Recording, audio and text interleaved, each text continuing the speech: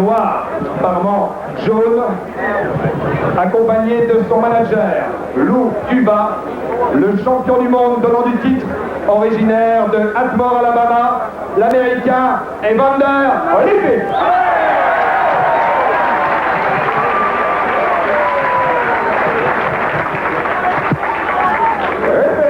Arbitre de ce combat, le Britannique John Coyle. Juge, messieurs, Antonio Requena, Venezuela. Amadeo Continenza, Italie. Fernando Viso, Venezuela. Superviseur pour l'IBF, Yamata Knight. Pour la WBC, Hector Rodriguez.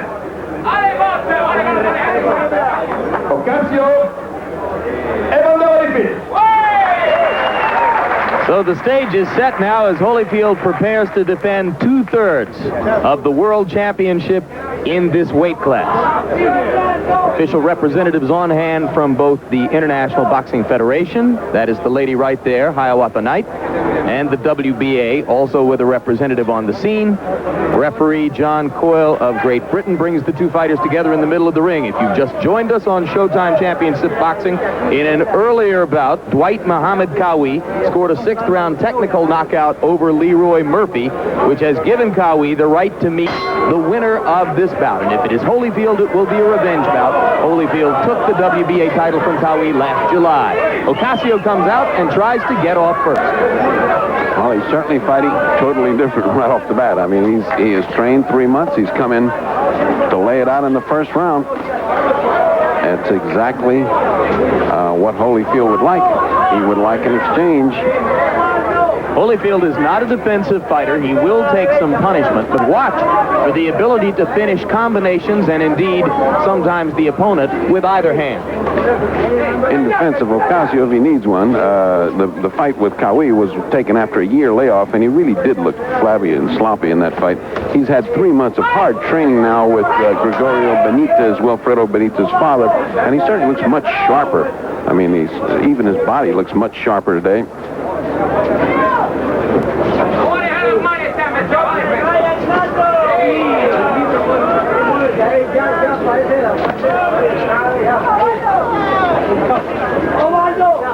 Holyfield not yet able to land the combination. He's tried twice with the jab, setting up the right cross. Benitez keeping up a running commentary, telling him to move, move, move. As soon as Ocasio gets still, Benitez starts hollering, move, move, move.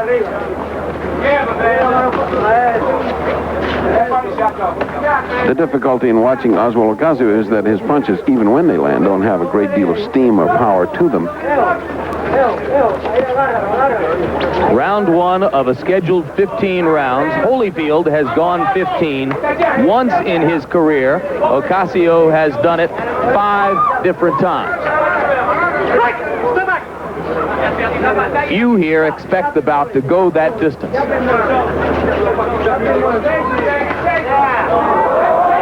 Chopping right hand by Holyfield, and Ocasio leaned back on the rope to get a better look.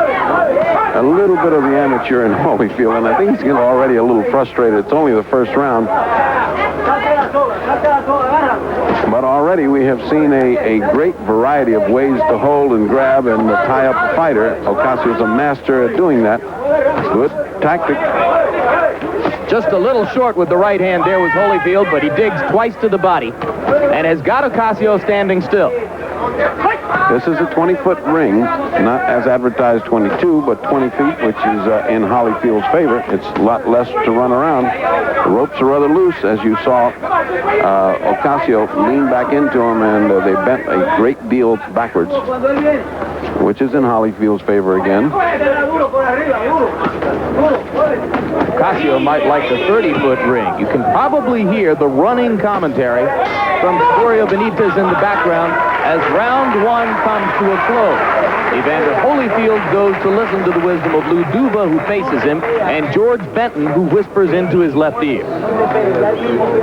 Oddly enough, or not oddly enough, I think Ocasio did enough in that round to win because of his defensive skills, which were not purely running, but because of the way he tied him up, because of the way he made Holyfield reach, get frustrated, and even club. You sound like a Las Vegas judge, Bertie. Rewarding Ocasio for defense. My baby.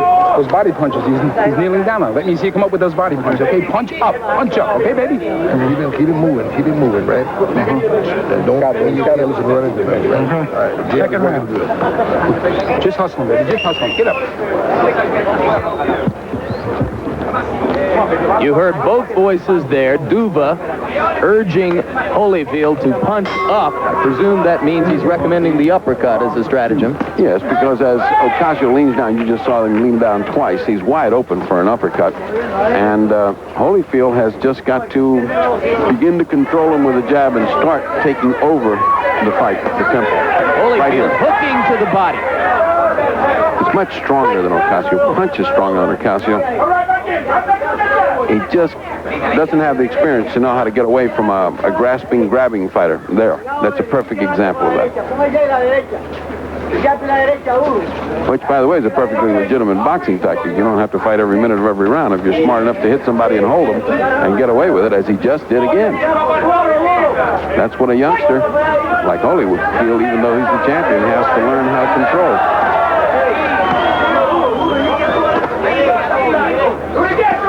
Capacity crowd here in Saint-Tropez. They are not the noisiest crowd you've ever heard.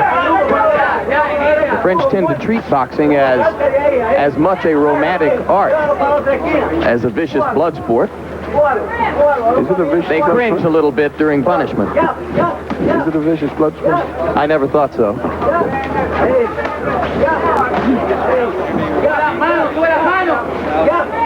Holyfield doing much better, stepping up the action. Top rope goes way back. He just doesn't get the support that he thinks he's getting when he leans back. Because Ocasio, he leans too far back.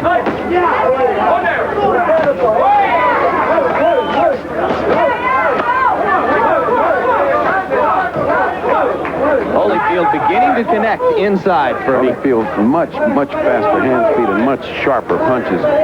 Starting to put punches together, which he wasn't able to do in round one. I think those twin hooks to the body early in the round got Ocasio's attention. And now Holyfield is able to bear in and pin Ocasio against the ropes from time to time. He's coming in just as Benton trained him. Double, triple jab, and then the right cross, and then a hook behind the cross. He just did that last series of punches. He's just doing it again. The 2 or 3 jabs gets the other man on the defensive, not looking for the right hand. Comes the right hand, he thinks it's over with, and comes the left hook after that. So the perfect combination. And you can certainly see why lovers of hard punching love Holyfield. He delivers each blow with a purpose. And it's also why the Holyfield-Dwight Cowie fight was such an attractive fight and so hard to judge, and why it's going to be so good coming up. Solid right hand against the ropes by Evander Holyfield. Ocasio slinging him away and then backing up again. As long as Ocasio backs straight up like this and leans against the ropes, Bertie, he's going to take a pounding. Charlie Holyfield doesn't forgive him any moment. I mean, he makes a mistake, Holyfield's there to make him pay. He's an active fighter. Much better second round. Much better second round for Evander Holyfield, who evens the score. We mentioned the vignettes we'll bring you throughout the evening to enhance our understanding and appreciation of the color and atmosphere of Saint-Tropez. Now, this is a scene from one of the beautiful beaches here in Saint-Tropez, and it should be pointed out that this is an everyday scene in Saint-Tropez, nothing unusual about it. And to these viewers, or to these eyes at least, the mundane act of walking out of the water tends to overpower any sexual content in that. What do you think, Bertie? Can I have a recording of that? I want to play that back when I get home and try to figure out what you just said. You mean that meant nothing to you? Well, when you're here and on the beach at the time, it's not exactly the way you might think it would be. Now, let's take a quick look at some of Holyfield's combination punching in round 2. Let's look at that top rope. See how that leans back. He tries to get some support from it. He leans back, gets powdered some more by Holyfield. Holyfield had a wonderful round that time. Round 3 coming up. Holyfield feeling nice and perky. The bout evened up unofficially. First round to Ocasio, second to Holyfield. I kind of stammered a little bit on that vignette. Did you think for a minute of maybe leaping in and helping me out there? No, I wanted to see a first-rate talent like you sweat like everybody else does. Well, at least we've left no stone unturned in trying to enhance the viewer's appreciation of Saint-Tropez. Isn't that right, Ferdy? Yes. I've been collecting those beautiful views for 5 days, and I have enjoyed it almost as much as Holyfield is enjoying chasing Ocasio. I thought you were talking to Leroy Murphy in the hotel lobby. I was talking to Leroy's shirt, actually. Round 3 of a scheduled 15. Bout began to turn in Holyfield's favor in round 2.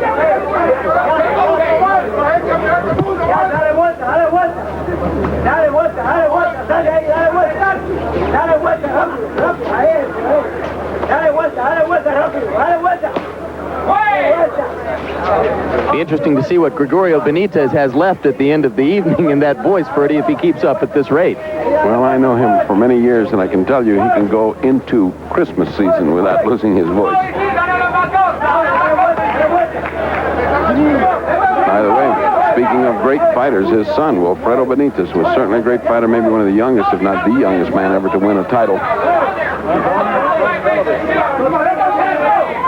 As for Holyfield, he won the WBA cruiserweight title in that 15-round split decision over Kawi on July 20 of last year. WBA, of course, calls the title the junior heavyweight title.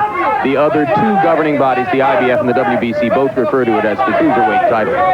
On May 15, with his third-round TKO of Ricky Parkey in Las Vegas, Holyfield took over the IBF version of the championship. Up ahead, if he were able to defeat Ocasio tonight, a bout with Dwight Muhammad Kawi, a revenge battle for Kawi, and then potentially a bout with Carlos De Leon to attempt to unify the title in this weight class, and it is at that point that most suspect he will move up to the heavyweight division. Well, he's certainly fighting like a heavyweight right now. He is controlling Ocasio. He has had a series of pitch battles here, which Ocasio's lost every one, and Holyfield has really been powdering him. It is beginning to look like the wear and tear on Ocasio is showing. The one left hook about 15 seconds ago landed flush on the jaw of Ocasio, and he grimaced as he moved away.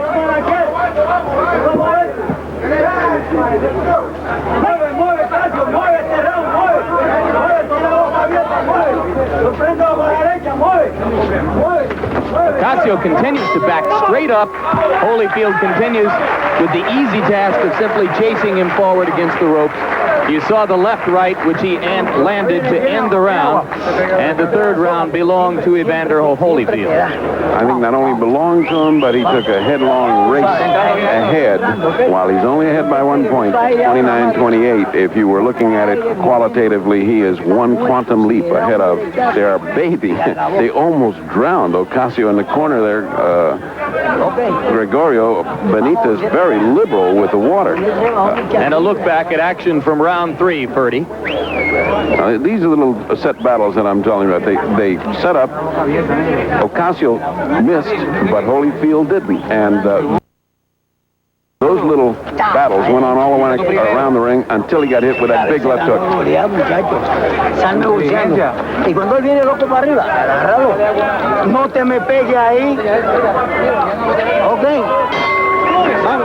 Gregorio insisting that Ocasio not get to the ropes, pointing out that they're loose and trying to stay away from the ropes. Don't get on the ropes. Easy to say, but when Holyfield's in front of you, pushing you against those ropes, there's nowhere else to go. That's what we talked about at the top of the show, cutting him off, dominating him with a jab. Everything we said at the beginning, Holyfield just showed in that last round, and it's beginning to pay off, and he's stepping up the gas.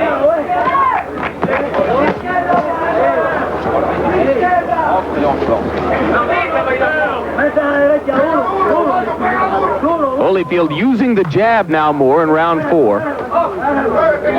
As Ocasio slows down, the jab is more effective in controlling him. As it's more effective, the right hand comes in better, and all of it to the detriment of Ozzy Ocasio. Ocasio countered for a moment with a right. Holyfield digs back to the body.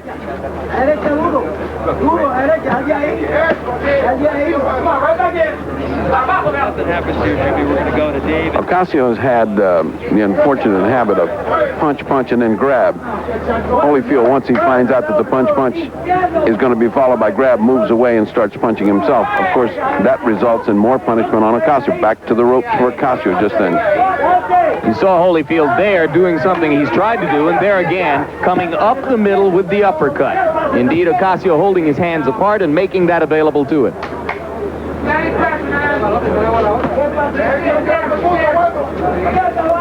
You can almost see Holyfield turning on the heat a little bit at a time each round. It just gets a little bit more intensive.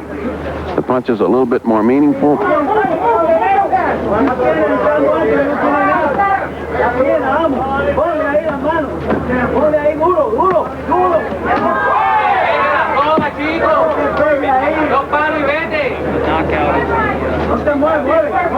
Again and again, his corner exhorting him, don't get on the ropes, don't get stuck on the ropes, punch and move.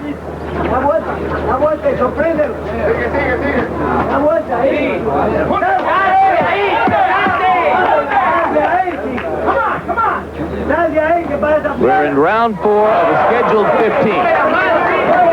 Beautiful double jab and a right hand by Holyfield. Double title holder Evander Holyfield dominating Osvaldo Ocasio of Puerto Rico as he tries to retain his championship and point toward a second battle with Dwight Muhammad Qawi.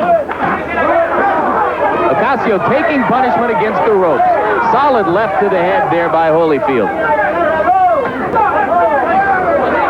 Holyfield just moves him from one rope to the other. Traps him on one rope, goes to the other rope. Ocasio beginning to wear out.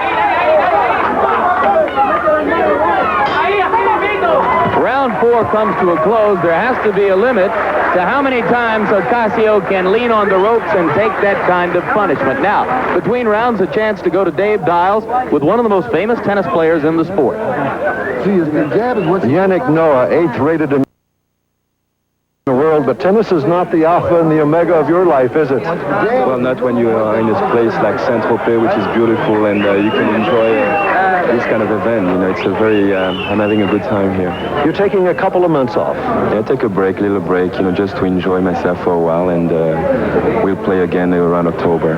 Do you get burned out once in a while? Oh yeah, I've been playing for about 20 years as a professional for 12 years now. I'm 27, so sometimes, since we're playing 11 months a year, more and more, some guys are getting tired. John McEnroe was tired for a while. Could I make a wild guess that you've had fun all those years? Oh, sure. It was a great time. Yannick Noah, fine man, a great boxing fan. Gentlemen? A long way from home, too, David. Él vive en Nueva York, Ernie.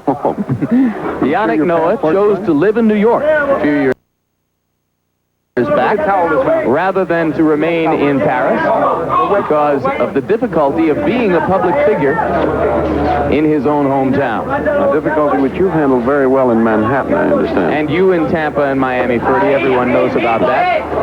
Don't leave out Mobile, Alabama. It was very big there for me. Round 5 of a scheduled 15 now as Holyfield tries to press the attack once more.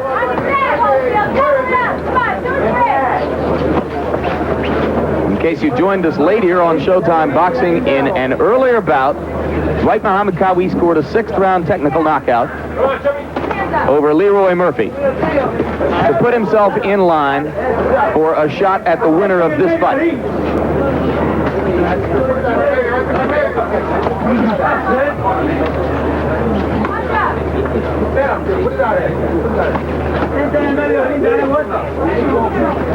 Ocasio is behind, obviously 39 to 36. He's been losing the 2nd, 3rd, and 4th, but I feel that the quality of the fight is much superior to what we saw with Dwight Qawi. I mean, I just didn't, with Qawi, he just looked like he had nothing. At least here, he's trying hard, he's fighting back, he's getting outclassed, by Holyfield, but you sense a desire on his part to fight, whereas I didn't see that at all with Dwight, and that's what sort of infuriated me in a title fight, to have a guy just openly run. He's not doing that here. He's trying to fight. He's just getting outclassed. Well, if he has a desire to fight, Bertie, you have to assume that he has some outside idea of winning. What strategy could he be employing here? Is he hoping that Holyfield will punch himself out?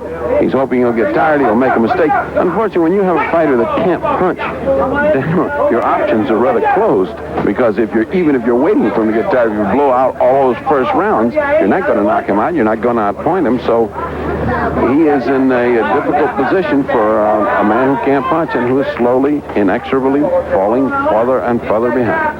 Ocasio has a record of 21 wins, 3 losses, and a draw, only 11 knockouts. And when a fighter at this level has knockouts in fewer than half of his bouts, then that is a fair indication that he can't punch, because obviously many of the early opponents in the career are of lesser stature. That's exactly the point. All his knockouts came out early when he was fighting just opposition to get him training fights, and then when he got up into the real divisions, he got hammered by Holmes in 7, got knocked out with Stokes in 1. Short right hand inside stunned Ocasio, who stopped movement for a moment, and Holyfield was able to press in and land a couple of more. Ocasio now flinching and merely trying to defend himself. That rally at the end of that round showed Holyfield that he can hurt Ocasio, because for the first time he began to flinch and show in his face that the punches are hurting him. In Holyfield's corner, Lou Duva seems calmer than I've ever seen him in my life, so that he must be very, very aware. There's a street scene from Saint-Tropez. Some of these artists, not as talented as yourself, Bertie, but... Well, I prevailed on our producer to show art in view of the fact that the corner work of Duva is not exactly exhilarating. We thought we'd go to the art and show that some of my friends are hard at work painting pictures, some begging me for you to come over there so they could do caricatures of a Yankee announcer. Yes, indeed. I went up to one of those artists last night who had a beautiful hand-done sketch of Paul Newman. And, of course, I posed for 30 minutes, and at the end he handed me a hand-done sketch of Paul Newman. It looked terrific. Very wise on his part. We are back now to boxing as round 6 of a scheduled 15 between Evander Holyfield in the black trunks and Osvaldo Ocasio in the red begins. Holyfield defending his WBA junior heavyweight IBF cruiserweight crown in the 190-pound weight class. Very frisky on the part of Evander Holyfield. He's bouncing up and down now like if he was just having a wonderful time here. This bouncing up and down does him little good, though, doesn't it, Ferdy? He'd be better off to settle down on his feet. It doesn't do him any good, but when you're feeling frisky and everything's going your way, you're a little coltish. Oh, what he did was allow Ocasio to land his first solid blow of the fight, a right hand. And the crowd responded, because up to now it's just a one-way walk away. Might have been a bad idea for Ocasio. Evander is back down on his feet now. It was a bad idea. It's obviously, if you're going to bounce around with a guy who can bounce around as good as Ocasio, that's his territory, not yours. Holyfield pressing forward, starting to use the jab again now. Follows with the right. Every round, Ocasio goes to the same spot on each corner and lays there and gets pummeled. Keeps that up, he's going to have to start paying rent on that top rope over there, directly across from him. I mean, he just keeps laying there and getting killed. Come on, get up, get up! Now, wait! Get that jab and get up! One of the things that strikes you when you come to Saint-Tropez in the south of France is the orderliness of the crowd and the quiet of the crowd.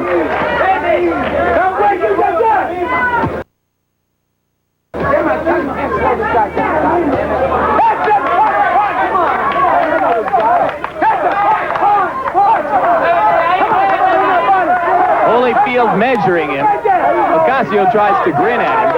It's a half-hearted effort. That's better when he punches back. Oh, there's that uppercut. There's the uppercut that Benn wanted. There it is again.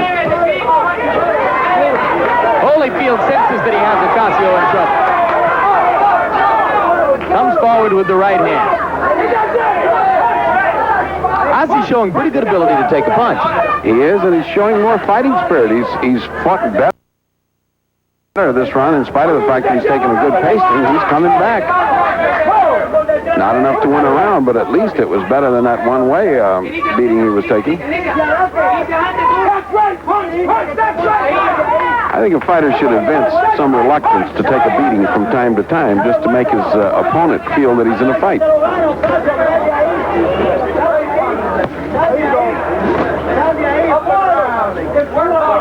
Interesting that although Ocasio is 8 years older, Holyfield is much more experienced in the ring. He had 174 amateur bouts. Ocasio had only a brief amateur career before turning professional. Round 6 comes to a close, pretty much the same as the previous 4 rounds.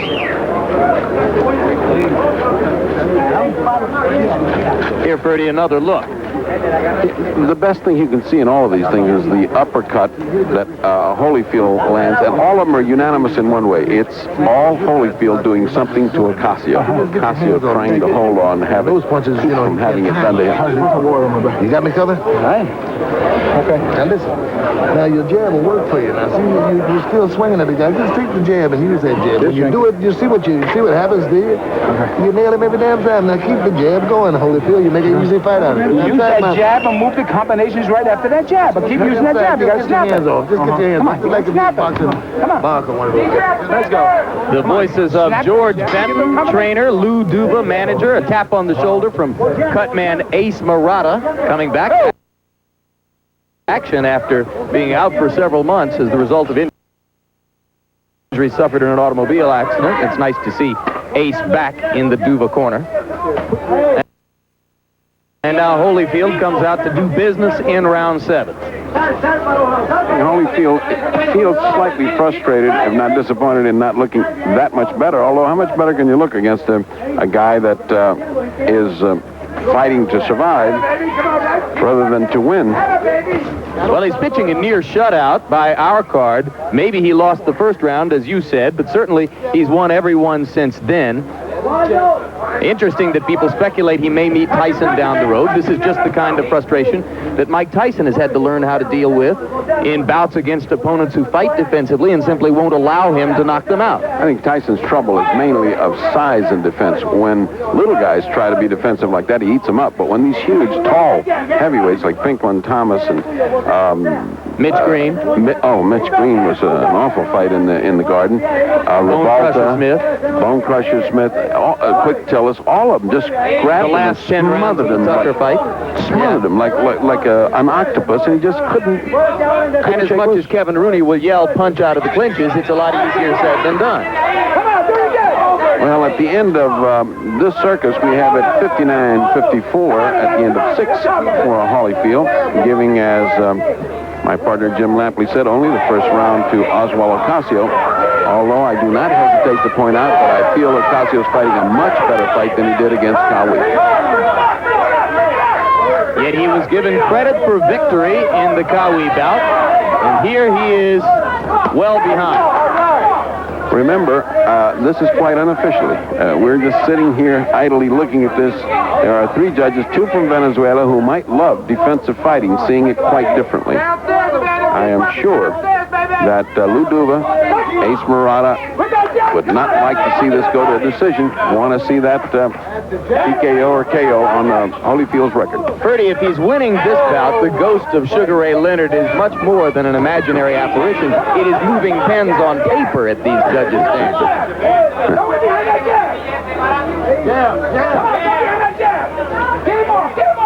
7th round of a scheduled 15 in Saint-Tropez on La Côte d'Azur. Pieces of tape, little flick of tape coming off a Holyfield glove, which will result ultimately in having to put some more tape on it, or else stopping the bout for Duva to do that.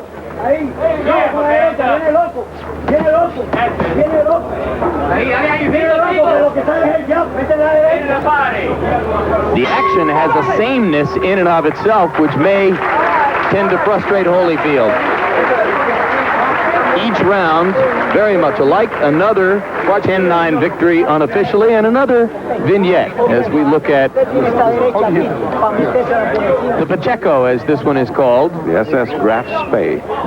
Too young to remember that. Well, I'm not too young to have read about it in history books, Ferdy. Went to Montevideo and sank. The Graf Spee was indeed larger than that. But Small bit. Well, that was not a after big the British boat. got through with it. That was The British chopped it down to size, and the captain said, "Oh, I think I'll stay in Montevideo." There are even a few British tourists here in Saint-Tropez. They're unlikely to attack a boat of that quality, however. No, it's basically here is a Wehrmacht. And I think the German army is camping on every street corner. It's quite an imagination you have going for you there, Ferdy. No, it was fueled by reality. I remember hearing what the Panzer sound like. I think these conversations with Leroy Murphy in the lobby of the hotel have you delirious. It's the heat. 1,000,000 degrees, as I described it, with 1,000% humidity. Right now we're down to about 990,000 degrees. Now, I would like to just play devil's advocate for a moment. That last round, which you and I so glibly gave 10-9, there could have been, with the ghost of Sugar Ray Leonard hovering over the two Venezuelan judges, a dim, remote possibility that in some way, somehow, they saw that as a defensive masterpiece on the part of Ocasio, in that he didn't get pummeled as much as he did the other rounds, and may have given it to him. You see what I'm saying? That would bring my confusion with regard to boxing scoring to a newly elevated level, Ferdy. That's true. One wonders, but of course anything's possible. One wonders, as we spoke earlier this morning, if scores were announced between rounds, as we tried to do in NBC for a year, if the boxers would fight any differently. Would Ocasio fight any differently if he knew that Lampley had him behind by such a huge score? My guess, Ferdy, just as a layman with less exposure to the sport than an expert like yourself, is that it wouldn't make much difference. My personal belief is that 99% of the time a boxer gives you what he's got in the ring, and will do so regardless of whether he's ahead or behind. Often, they don't seem to hear what they are told in their corners. That's exactly how it proved to be in our experimentation on NBC. When asked after the fight, the boxer always said, "I didn't hear him. I don't know what I was doing. All I did was I had to fight this guy in front of him." So you're exactly correct. The boxers apparently don't care. They just want to fight what's happening, and they want to take care of what's happening in front of them. In this case, it's Holyfield now beginning to step up the pursuit of Oswald Ocasio, who is beginning to get a little speed in his retreat.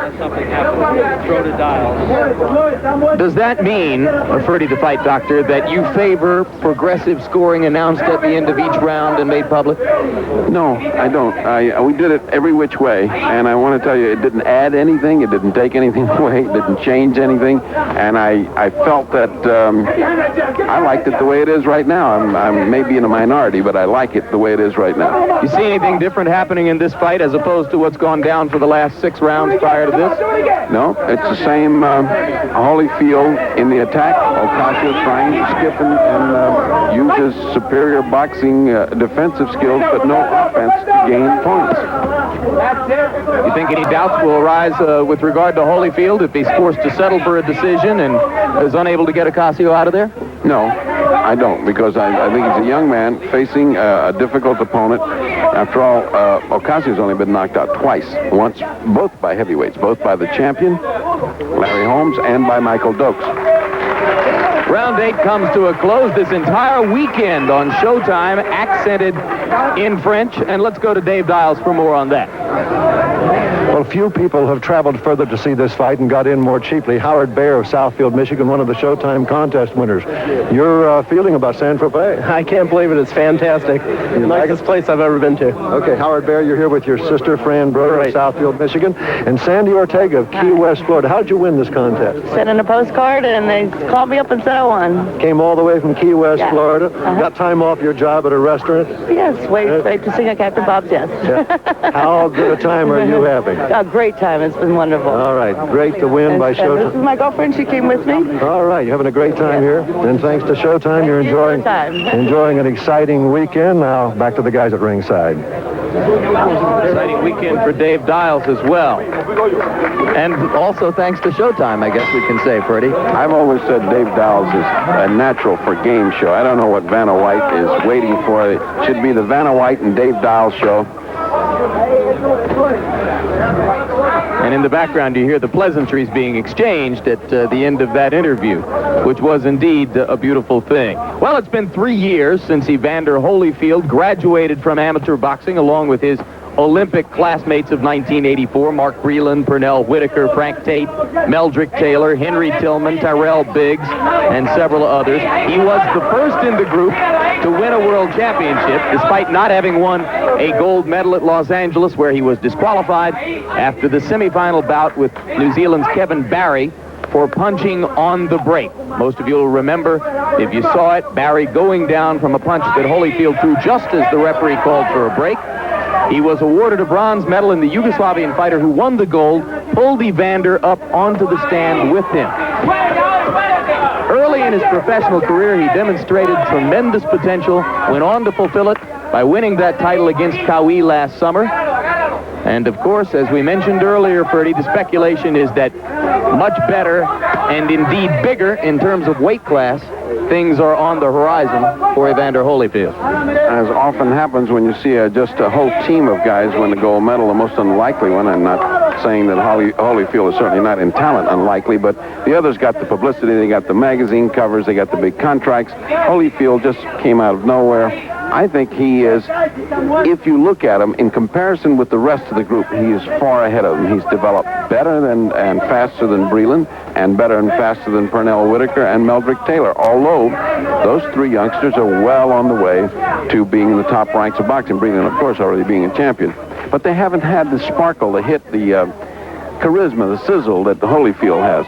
Of course, that has to do with the weight and has to do with the prospect of fighting Tyson down the road. I mean, what's in store for Breland? I mean, you can't name opponents that are wonderful for him to take on. The Breland camp complains that they have been unable to lure Lloyd Hunnigan into a welterweight unification battle. Breland, of course, will face off against Marlon Starling in defense of his WBA World Welterweight Championship next weekend in Columbia, South Carolina. And if he can win that bout, then he will defend the title here on Showtime in the fall. Come on, that's right, let's go get him. That's right, come on, baby. Come on, baby, that's right, come on. Benitez is saying to him, put your right hand in there, he'll fall, meaning Holyfield will fall. In the meantime, Ocasio looked over disbelieving agony, like saying, are you kidding? Good left hand right there by Holyfield, who was able to bring it over the top. On the ropes, round 9 comes to an end, very much the same as the preceding 7 rounds. In preparation for this bout, it's fitting amid all the talk of boats and yachts that we look back at Evander Holyfield's publicity stunt of training on the U.S. aircraft carrier Intrepid in the Hudson River next to Manhattan Island in New York City. Good place to train. He actually trained on an aircraft carrier? Well, he fought a round or two after stepping into that particular fighter plane right there and giving the taped thumbs up sign. If somebody knew what it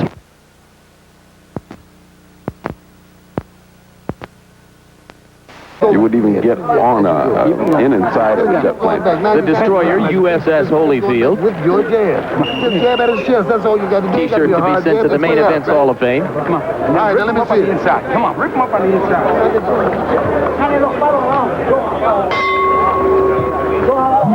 They've gone through 9 rounds. How do you score it so far, Ferdy? 89-82. Holyfield ahead.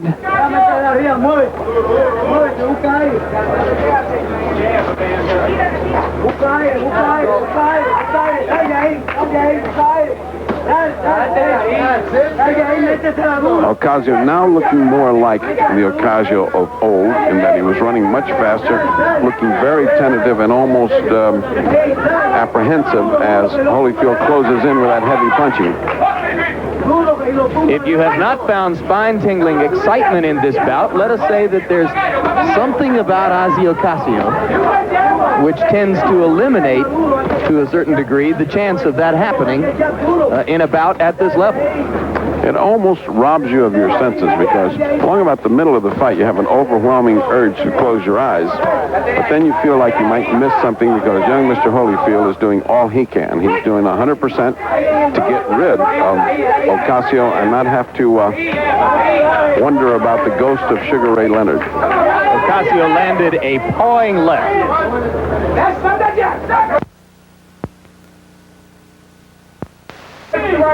Closest thing he's mounted to an assault in recent rounds. Holyfield has not been as sharp for the past 2 rounds. Perhaps he is indeed beginning to tire. Or get frustrated. I mean, it's very difficult to keep up that high speed when the other guy's just running, grabbing, pawing. In order to fight, you have to have 2 people. It's like playing a tennis game where guys just lobbing the ball back quietly. No matter what you do, he lobs it back. I mean, pretty soon you're getting your interest wanes. Should we replay some of the color shots of San Tropez? I'd like Giles talking to his 2 relatives on the bench there, having a drink. I've never seen him so relaxed. More relaxed than we've ever seen him. Como-esque, I'd call him. Oh, good right hand, good left hook. Best punches of the fight. Solid right hand. Evander trying to finish. First genuine trouble that Ocasio's in, 2 punches by Holyfield.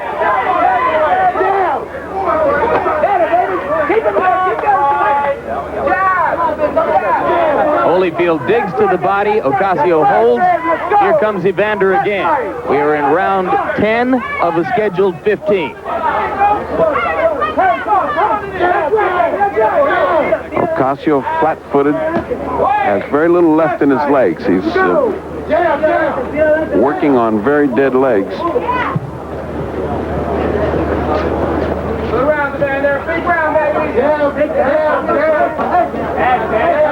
Uva yelling out, big round, baby, and so it was. Round 10 comes to a close. Another round unofficially given to Holyfield on the 10-point must scoring system. We visit the corner of Osvaldo Ocasio. That jab is working good out there. Come on. Here comes the deluge of water. I'm wondering where they get all that water. Almost between every round. Here are the 2 great punches that got Ocasio's attention. And it looked as if Holyfield was on the way to at least dropping Ocasio, but what a survivor is Ocasio. The referee says, wipe up some of that water or else corn is going to start to grow. I don't know about the 13th round. You know, actually, when you douse a fighter with that much water, you wonder what effect it is on this. He should be growing gills by now. He's getting up with a big ice pack on his back. Ossie doesn't look terribly excited about coming out to the 11th round, Ferdy. Well, he's wondering how you say I resign in French. But apparently, I don't want to make fun of Oswald Ocasio. He's been a brave warrior in his time. His time may not be right now, but he has fought well for many, many years and honorably. I think he's in way over his head with a young, strong man, and that's the nature of boxing. You build your career on fading fighters.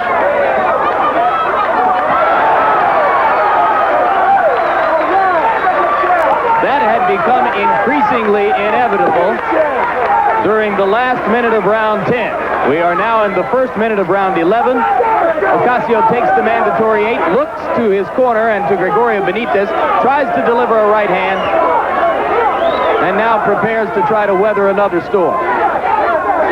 He got hit a bruising uppercut as he got in. Of course, Holyfield zeroing in, knowing this could end right now. You get the feeling Ocasio certainly doesn't want any more. Holyfield a little wild at first, now tries to go back to concentrating on the body. Ocasio just getting pumped.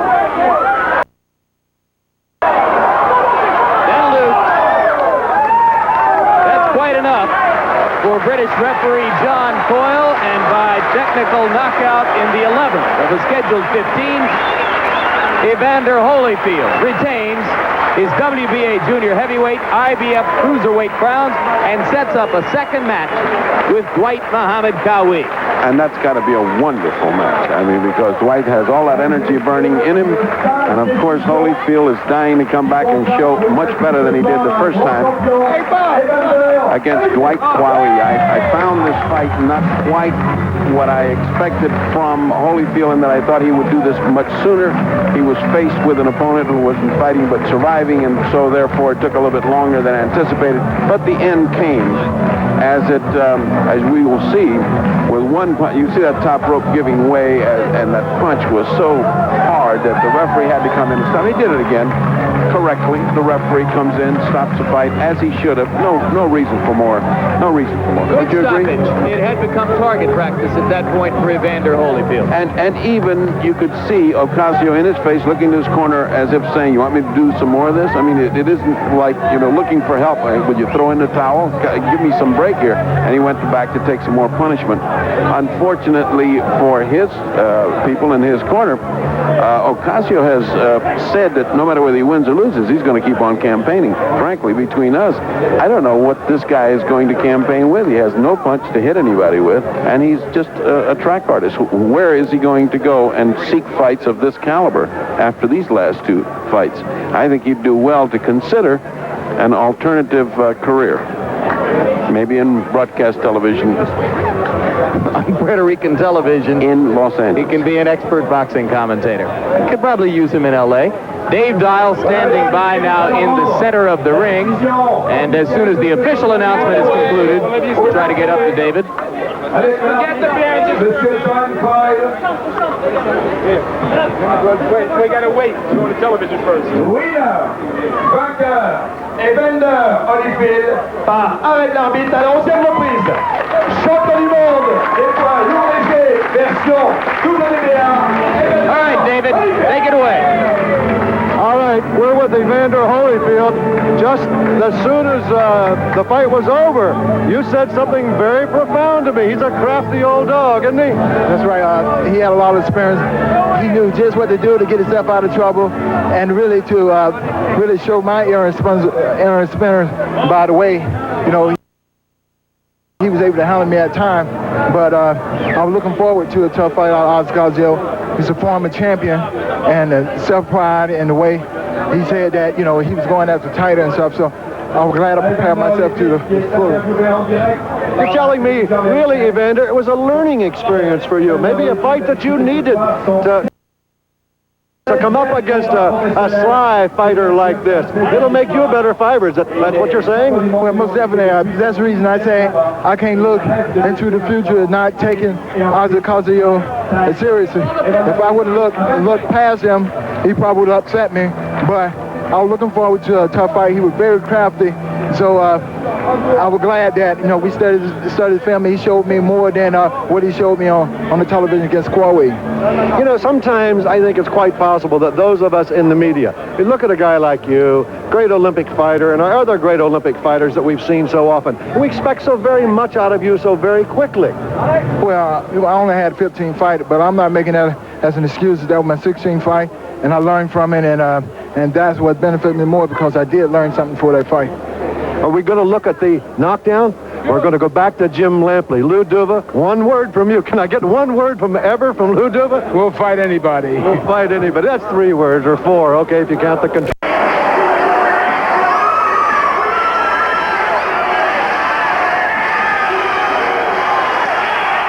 And now Ricky Parkey is making his way with his son Toby, who you met earlier, holding the IBF Cruiserweight Championship belt. Ricky Parkey on his way toward the ring out of Morristown, Tennessee, a record of 19-4, 12 by knockout.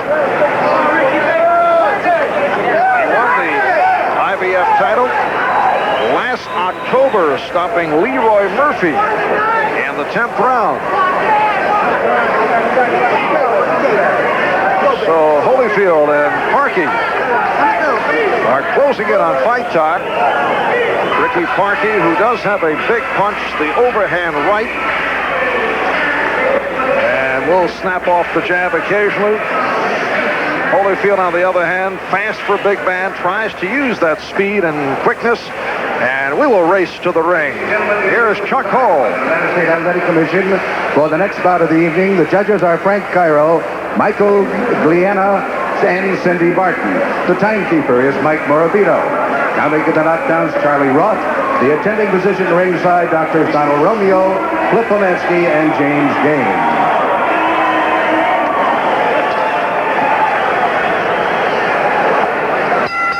Ladies and gentlemen, the referee for the next bout of the evening, Mr. Davey Pearl. This is the main event of the night. 15 rounds of boxing for the IBF Cruiserweight Championship of the World. Introducing, in the blue corner, fighting out of Atlanta, Georgia, weighing in at 188 pounds. He is the WBA Junior Heavyweight Champion of the World and the challenger in this contest. Ladies and gentlemen, here is Evander Holyfield.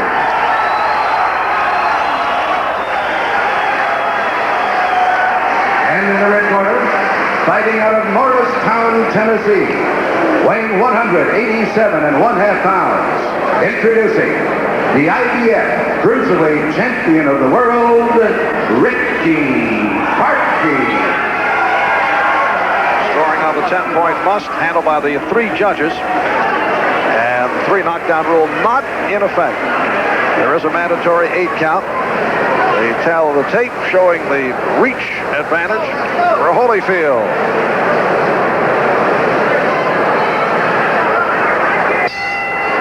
Scheduled for 15. And Parkey with the windup going right at Holyfield. He threw that left. It's the right hand that you've got to watch with Parkey. Parkey throws a strange, arcing, looping right hand. The one that knocked out Leroy Murphy. He's opening up with action right from the opening bell. And Holyfield getting the right hand in. There were many who felt that Parkey would look to stay away, but he comes out at Holyfield. These are 2 champions, no question about it. And they've come out to fight from the opening bell. Here in Las Vegas, the only betting proposition you could get on tonight's fight concerns whether it would last 4 rounds. So a $100 bet. The fight won't last 4, would pay $150, while it takes $190 to win 100. But the fight will last more than 4 rounds, showing a lack of confidence in Ricky Parkey. Would you go over that again along with the IBF Later on. ABC rules and WBC? Oh, he just got hit while he was in a break. Parkey just got hit on a break. He kept looking at the referee, faking out Holyfield, and then threw a right hand, which did not land. Ricky Parkey coming in with a bag of tricks. He's got that wild right we talked about. You'll see it all night long. He throws a looping, long right hand, and somehow it seems to hit. Now the plan set out by Georgie Benton for Holyfield. Strong right hand from Holyfield. Was to jab, in order to take that right hand away from Parkey. Make him block the jab, and therefore not throw the right hand. Holyfield able to double up with the left.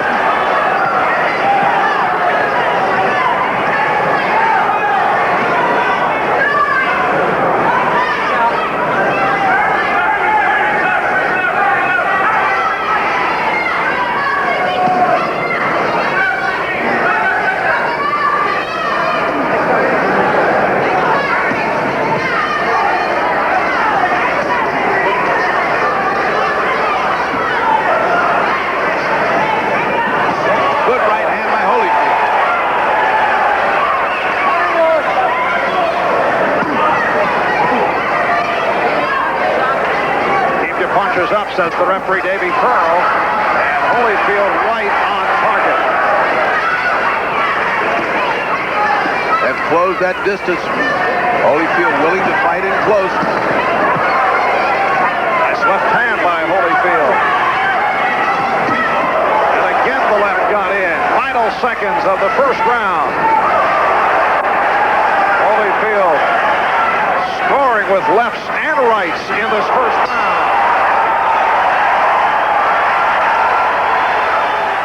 In all, please my head. In 1.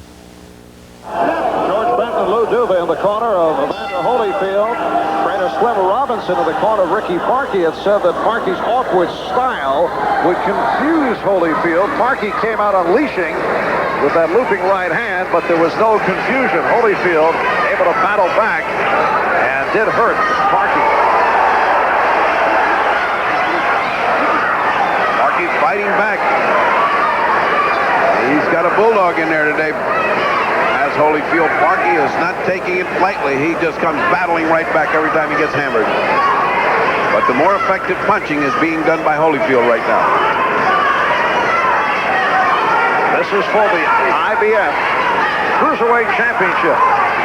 However, Holyfield says if Parkey wins, he will give him his WBA Junior Heavyweight Championship belt. Punch out, punch out.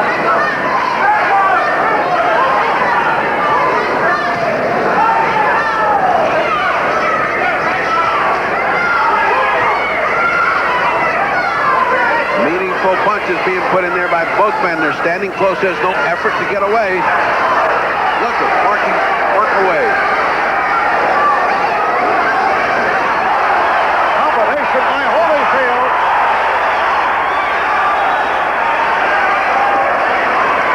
Both men taking turns. Holyfield with a slight edge because of the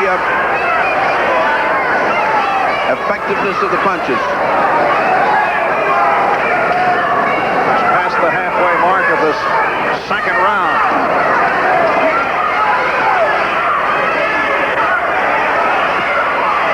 Parkey is a punching machine. Look at this.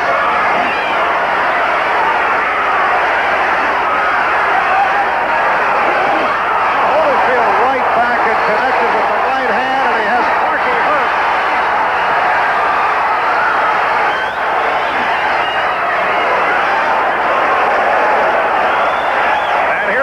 Back. Two straight right hands of the kind he wants to land right on Holyfield. Holyfield getting careless after that exchange. Remember this right hand drop, Leroy Murphy.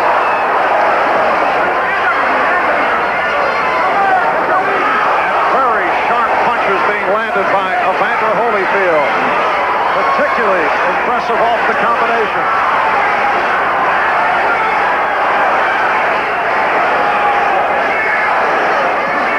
Taking some devastating shots. Very low blow by Parkey on Holyfield.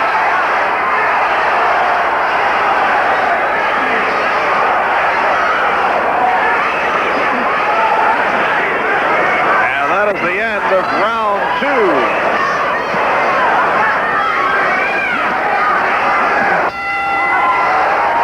Ricky Parkey took a battering.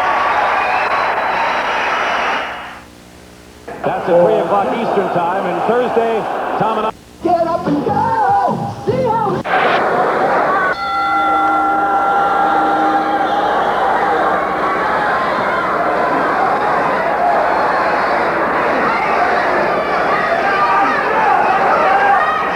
This is round three.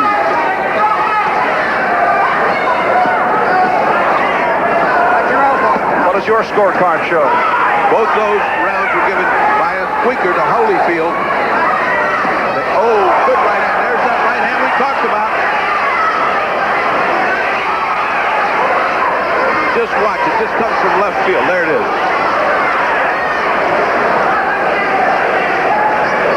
And Parkey attempted to throw it right at the start. Remember, Ricky Parkey, the man who came up with an 8-second knockout of Broderick Mason back in December of '84, and he went right at Holyfield as the bell went to start the fight.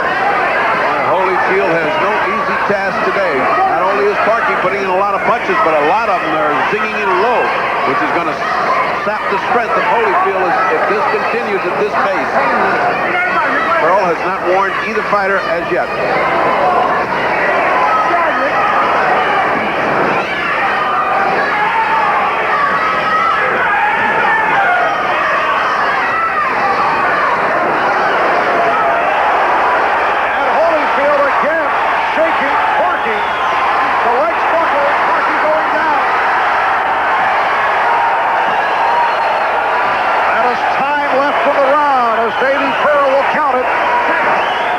Ricky Parkey indicating with the motion of the right hand that he's going to try and throw the big right. That's what he told us earlier. Let's see. And winked at Holyfield like saying, well, you got the better of that. His legs are still under him, but they're jingling and jangling. He doesn't have good control of his legs. And Holyfield just teeing off with combinations. Now it goes Parkey for the second time. The 3 knockdown rule is not in effect under the IBF rules. And certainly he is in bad shape this time. Pearl's going to have to make a quick decision. This next series of blows. Coming up on 30 seconds to go, third round, as Holyfield is looking to finish Parkey off. And that is not the knockdown. It was a slip. Holyfield comes right after Parkey, who has nothing. And that's it. It's all over. Evander Holyfield has stopped Ricky Parkey in round 3. So Evander Holyfield is now both the WBA junior heavyweight champion and the IBF cruiserweight champ. The time of the knockout, 2:44 of round 3. An impressive performance by Holyfield, who had his hands full for all 3 rounds. Parkey not at all an easy opponent, but he just, the devastation of his punches, they were landing accurately, crisply, and his game plan just paid off for him. Ricky Parkey in a valiant performance, but he could not really stand up to a performer that was as hot as Holyfield was tonight. And now it appears that Evander... Thank you, Steve, and welcome back to our Showtime studios in New York City, our hub for tonight's transatlantic broadcast, a joint venture with our colleagues at ITV. And now we move down in weight from the light heavyweight ranks to the super middleweight division as we get set for the main event of the evening, the WBC super middleweight title. It's a bout between two-time world champions, Nigel Benn and Gerald McClellan. Tonight, as McClellan seeks higher ground, we'll find out if he will be able to successfully move up from middleweight to super middleweight the way other 160-pound champions have done over the years. The roll call of successful champions who move from 160 to earn titles at the 168-pound limit is impressive. Leonard, Hearns, Barkley, Tony, Jones, and Benn are only a few of the luminaries on this list. How does McClellan Bobby Ches compare to the other 160-pound champions who have moved up? I think Gerald McClellan compares very well with many of the names on that illustrious list. He's a great puncher, a good boxer. He's learned a lot and matured well as a middleweight champion, and I think he will be super middleweight champion of the world. Is he ready for heavier opponents? I think in the 168-pound division, he is ready for any single one of those champions or other fighters. Is it the lure of the big payday which makes these guys want to ascend to the higher weight? You know, I don't think it's that simple, although I think the biggest thing is the big payday. Certainly it's out there. We fight for a living. It's our job. But it's also the challenge, fighters' egos. Can I move up? Can I beat the bigger man in his domain with his title? And there's also, as we talked about, Father Time marching on, Mother Nature adding a pound here and there. Sometimes we just can't get it off. But those 3 things, that'll bring every man up. So coming up, Gerald McClellan finds out if moving up in weight also means moving up in class. One thing's for certain, tonight he'll encounter an opponent who has an equally ferocious ring presence and a world champion with a similar devastating punching power. Nigel Benn has 32 knockouts in 42 fights. Gerald McClellan, 29 knockouts in 33 pro bouts. And between the two of them, they've combined to knock cold an amazing 33 challengers in the first round alone. Benn's KO power has been astonishing. McClellan's raw power, simply awesome. Gerald holds the record for the first and 6th fastest knockouts in middleweight championship history. Welcome to Boxing's Beat Up the Clock, starring Gerald McClellan. Since winning the WBC middleweight title from Julian Jackson, our 27-year-old contestant from Freeport, Illinois, has fought 3 times, impressively beating the clock each and every time. First, McClellan knocked out Jay Bell in a stunning 30 seconds. Then he beat up the next contestant, Gilbert Baptist, in a nifty 1 minute and 37 seconds. And finally, Julian Jackson went down to Gerald in the rematch. In a snappy minute 23. Now, tonight, will he be able to do it again on Boxing's Beat Up the Clock? As far as I'm concerned, I wouldn't. My career might not never go over 1 or 2 rounds. I might fight the next 4 or 5 years without going that many rounds. It depends on my opponent. Despite the brevity of his bouts, it's been a long 21 months for Gerald McClellan, who's been besieged by a myriad of problems since winning the title. Difficulties with longtime trainer Emmanuel Stewart forced the end of their successful partnership. I just got rid of Emmanuel Stewart for personal reasons and went back to my amateur coach, Stan Johnson from Milwaukee. Injuries to his hand disrupted his training and postponed his fights. Dislocated tendon on my knuckle. I got it fixed about 7 months ago. And I re-injured it again. It wasn't quite healed in the gym, so I just took some more time off. But it's been about 6 months, 7 months. And perhaps most importantly, the constant struggle to make the middleweight limit of 160 pounds took its physical toll. It was extremely hard. I mean, it's something that I would want to never do again, make that weight 160. It wasn't like I just didn't feel like losing it. I mean, I was cutting into my skin. My color even changed from making weight. My voice even changed from making weight. That's when it's dangerous, so I had to leave it alone and give it up. And by giving it up and moving to 168 pounds, he enters one of the most competitive and potentially lucrative divisions today, inhabited by such marquee names and controversial figures as Roy Jones Jr., Chris Eubank, Vinny Pazienza, and of course, 2-time champion and current WBC title holder, Nigel Benn. For the first 22 bouts of his career, Benn would have been a formidable opponent in any game of boxing's Beat the Clock, for he won all of them by knockout, 19 of them before the end of the second round. But over the last 2 years, he has tempered his aggressive brawling style with a more cautious approach. Early, he throws a lot of punches at the start, but as we have been pointing out, he's starting in more cautious fashion here tonight. But for this fight, McClellan predicts the champion will revert to his wild, win-at-any-cost style. I see him coming out, trying to box, getting hit, getting hurt, and then when he get hit and get hurt, then he will go back to the old Benn, and he'd be too shaken up from a punch to continue. Then he get knocked out. What will Gerald McClellan do tonight? Will he extend his stunning streak of short knockouts into the super middleweight division? Or will the champion Nigel Benn thwart McClellan's plans and retain his 168-pound title? Find out tonight on Boxing's Beat Up the Clock.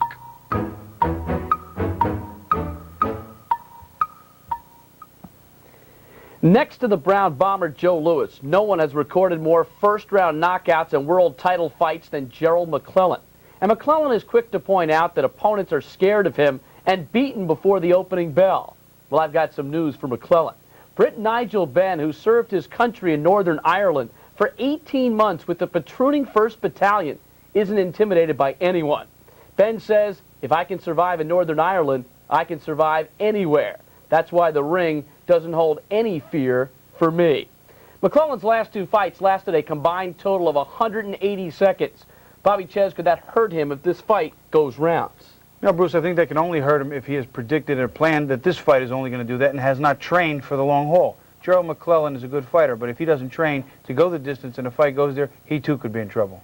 Will McClellan have the same punching power at 168 pounds that he has at 160? Gerald McClellan is a classic puncher, a true puncher. He will hit you with whatever he weighs, 160, 168, or even more. He will turn all that weight into his punches. I still think he will be a comparable puncher at super middleweight. Will Benn continue to temper his slugging style, or will he revert to his old brawling battle plan? I really think that depends on how much the power of Gerald McClellan intimidates him or hurts him early. If early on he gets hurt, he may start to do a little more boxing, sneaking in and out, and maybe trying to unload. Otherwise, if his brawling tactics start to work and he seems to hurt Gerald, we're back to street brawls. Well, Chappie, I said earlier that you were a pugilistic pundit. It is now time for a prediction. You know, I have to stick with my man, Gerald McClellan. I believe in him. I believe he has the ability to unite this entire division by early to mid-round knockout or unanimous decision. Well, oftentimes the weigh-in offers some impressions on how the fighters approach a bout, And the weigh-in for this title fight was held yesterday, and both fighters look confident and focused. This is McClellan's first world title fight in the 168-pound weight class. Why am I looking at this? I don't know what I'm looking at. Remember, McClellan has said that he walks around at 180 pounds when he's not fighting and admits he feels healthier and stronger at the higher weight. 11 pounds. You're only 165 pounds. I really expected, because he is so big, for him to be close to the 168-pound limit, but I'm sure he is ready to fight because he looks like he's in great shape. A look now at the tail of the tape for Nigel Benn's 7th title defense of his WBC crown. Benn came in at the 168-pound limit, McClellan 3 pounds lighter. McClellan has almost a 3-inch height advantage and a 3-inch longer reach. Benn is 31 years of age. McClellan is 4 years his junior. Rules of the WBC are in effect. There is a 10-point must scoring system. 3 judges will score the fight. There is no standing 8 count. There is no 3 knockdown rule. Only the referee can stop the fight, and a fighter cannot be saved by the bell except in the last round. We are set to go for the WBC Super Middleweight Championship. Nigel Benn and Gerald McClellan. Let's return to Steve Albert and Ferdy Pacheco at London Arena. Thank you, Bruce, and welcome back to the sold-out and spirited London Arena on the Isle of Dogs in London's East End, just moments away from our main event, the WBC Super Middleweight Championship, Nigel Benn versus Gerald McClellan. Steve Albert back with the fight doctor, Ferdy Pacheco, and while Benn and McClellan have certain similarities, Ferdy, has Benn peaked while McClellan is only just beginning? I don't think peaked is the right word. He went up in weight and dragged too much weight with him. He lost his punch along the way. He is no longer what got him here, which is a big punching guy. It's curious how these two guys are actually mirror images of each other. They both started as being bangers. They came in, they had short fights. McClellan's still there. McClellan's still knocking people out. It remains to be seen tonight whether he's still got the punch at this weight. I think he has. And the other thing is his hands are so fragile because he punches so hard. But remember, McClellan has only had 3 one-round fights in a year. That hardly gets you in shape for this. I don't think that Benn has the ammunition to keep him off. And if you can't keep Gerald McClellan off, you're looking at a short night in London. Well, the local media has come down very hard on Nigel Benn. Not many people are picking Nigel. I think the only person who is his father. Is McClellan just too tough for Benn? I mean, after all, he is known as the man with the hardest punch in boxing. Well, if you handicap fights and you look at them, you know, there are exceptions. There are those surprises, but this is the only one you can pick. Because he's so overwhelming, because he's so strong, he's so aggressive, he's so mean, he's ready to kill this guy, Benn, and Benn is kind of cautious. He's got to say, I'm going to box, I'm going to, you know, he's not, it doesn't sound like he's going to do anything but defend. Now, theoretically, this is Nigel Benn's backyard here in London, England, but does he have the home crowd advantage? No, he doesn't. He has actively campaigned and sought the public disfavor. No London audience like somebody that ducks them. All right, let's go to Jimmy Lennon Jr. for the intro of the ring walk. Challenger, he is known as the G-Man. Introducing Gerald McClellan.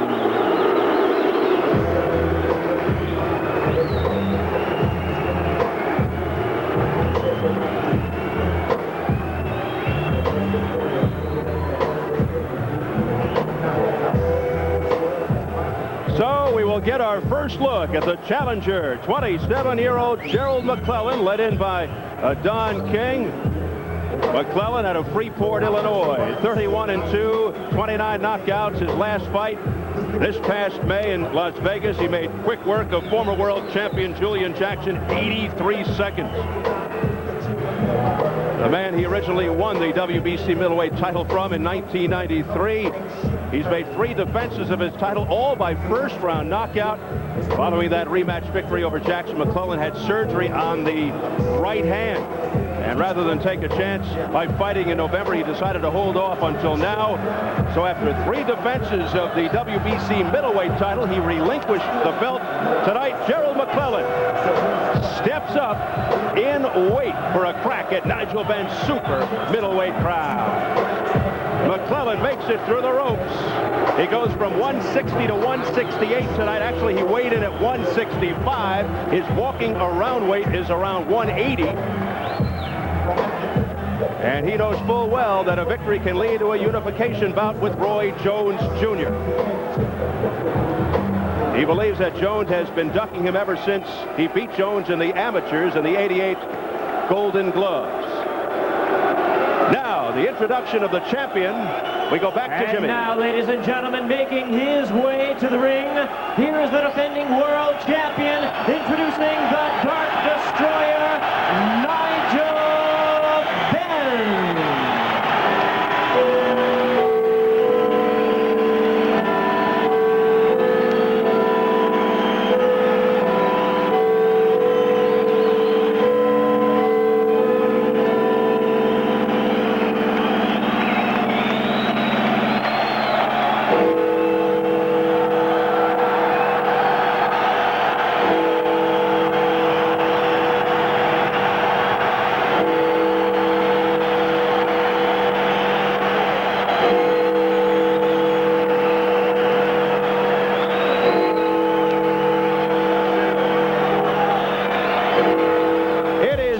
Here at the London Arena, here comes Nigel Benn.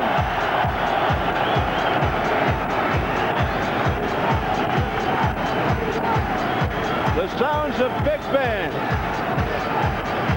leading him in, the flamboyant, brash Nigel Benn.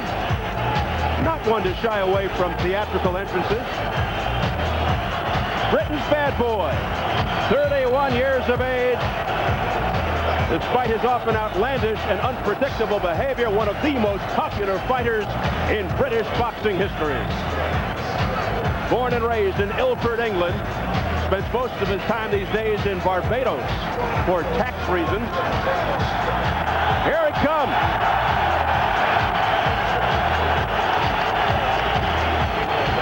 He'll be making the 7th defense of his title, which he's held down for over 2 years. 39, 2-1, 32 knockouts. Let's go back up to Jimmy Lennon Jr. right now for the official introductions. Ladies and gentlemen, at this time, we ask you to rise for the playing of the national anthems. We will begin with the national anthem of the United States, immediately followed by the British national anthem.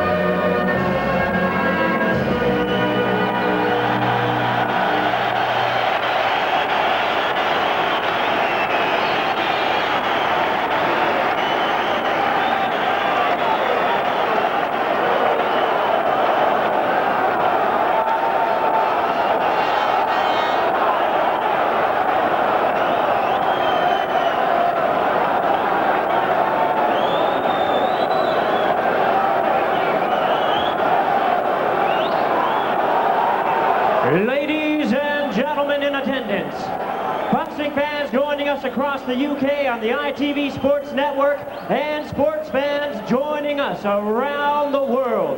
We welcome you to the London Arena for the main event of the evening, Sudden Impact, brought to you by Frank Warren Sports Network and Don King Productions, as sponsored by Acclaim Entertainment.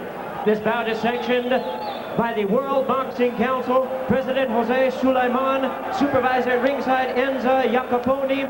It is scheduled for 12 rounds of boxing, along with the British Boxing Board of Control, the steward in charge, Nipper Reed. Positions at ringside, Dr. Shapiro, Dr. Uttar, and Dr. Ross. Timekeeper at the bell is Nick White. I introduce to you the judges scoring this bout from ringside. Jose Juan Guerra, Anik Hongtonkam, and Franz Marti. Introducing to you the referee in charge of this main event. He'll be giving instructions after the introductions, Alfred Azzaro. All right, fans, here we go with the main event of the evening. And now, ladies and gentlemen in attendance and boxing fans joining us around the world, it's showtime with the WBC Super Middleweight Championship of the World. I introduce to you first the challenger on my left, fighting out of the red corner. He enters the ring wearing green trunks with white trim, fighting out of Freeport, Illinois in the United States. He weighed in at a trim and ready 11 stone, 11 pounds, or 165 U.S. pounds.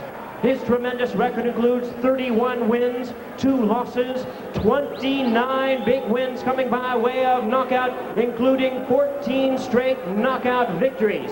Here is the current WBC #1 super middleweight contender, the former middleweight champion of the world, known as the G-Man, introducing Gerald McClellan. And his opponent across the ring is the defending champion on my right, fighting out of the blue corner. He is wearing black trunks with white trim, fighting out of and representing London, England. He weighed in at the super middleweight limit of 12 stone even, or 168 U.S. pounds. His outstanding record includes 39 wins, 2 losses, 1 draw, with 32 wins coming by way of knockout. Here is the former WBO middleweight champion, tonight making the 7th defense of his current title, introducing the WBC super middleweight champion of the world. Please welcome the Dark Destroyer, Nigel Benn. Once again, he is your referee in charge, Alfred Azzaro. Now to give instructions. Please, break. Right, head. Okay, head. Stop. Okay?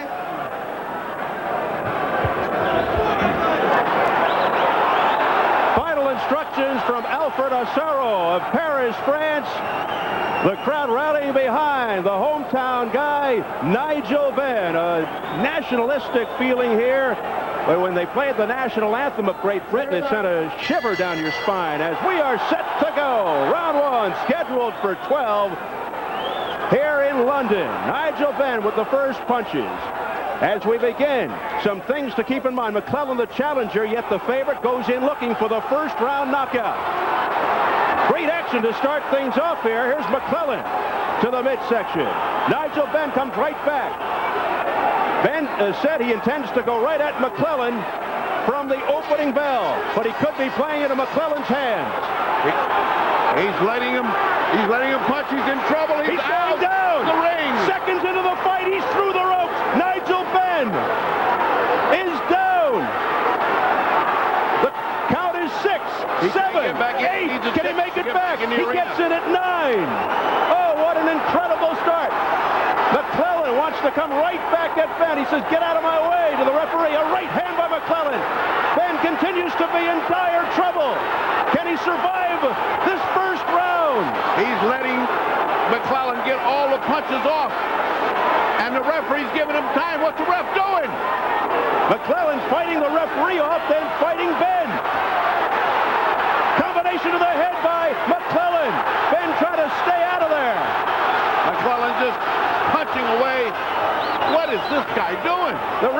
Alfred Ostaro of Paris keeps stepping in for no unknown reason. Midway through the opening round, McClellan continues to smother Benn.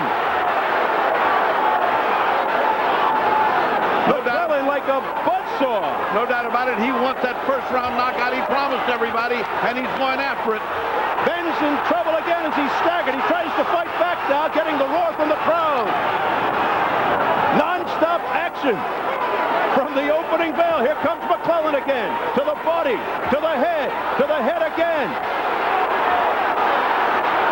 A wild left that misses by Benn. Benn connects with the left hand. McClellan comes right back to the midsection. They said this is going to be like Hearns and Hagler, and it is, but it's one way. It's all McClellan. Now pushing and shoving tactics. Again, the referee steps in. What does he think he's doing, an amateur fight? It has not let up. Relentless attack by McClellan. Less than 30 seconds to go in the first round. It must seem like forever for Nigel Benn.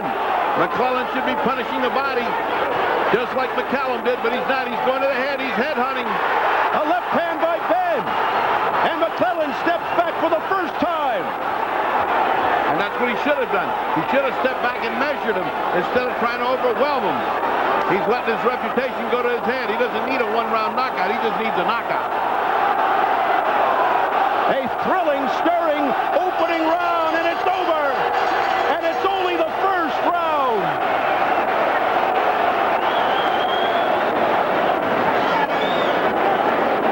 Well, stand by and watch replays because this is going to be something to see.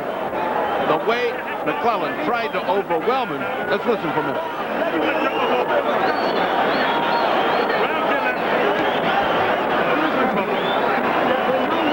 Sanders, the new trainer, talking to Nigel Benn.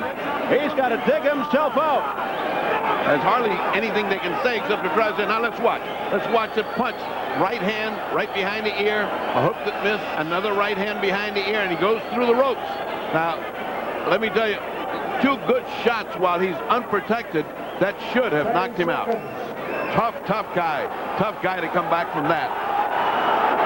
He almost fell into the laps of the British broadcasters. He got back into the ring at the count of 9. So Benn knocked down and through the ropes 36 seconds or so into the opening round. Here's round 2.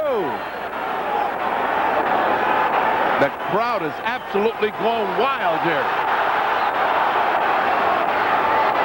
Now Gerald trying to box a little. Oh, he got hit by a good right hand. Benn comes forward.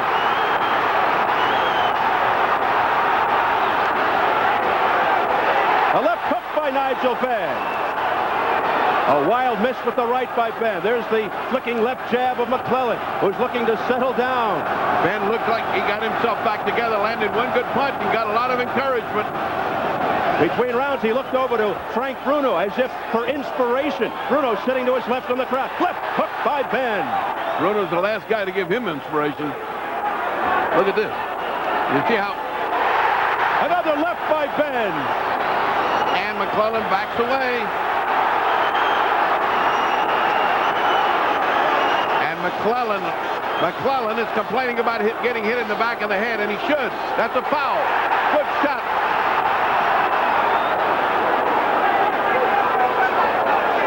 Now Benn going to the uppercut. Unbelievable amount of energy that's been expended here in the opening 4 or so minutes. What's unbelievable is the comeback of Benn. Boy, he looks fresh after all that pummeling, and he is throwing bombs just like he did in his early career. He wants an early knockout. Listen to this crowd, the chanting, the singing. Good right hand by Benn. Another right, a left by Benn. But McClellan stands right in front of him. And McClellan holding on after all those punches, indicative of the fact that that's hurting McClellan. And he's still taking body shots just for fun. What a bounce-back round for Nigel Benn, showing tremendous courage. He looked down and out early in the first round. He got knocked through the ropes. And McClellan might have burned himself out temporarily in that first round. He threw an awful lot of leather, and he's not doing anything except waiting to get hit here. And he is getting hit. The non-stop action, not letting up.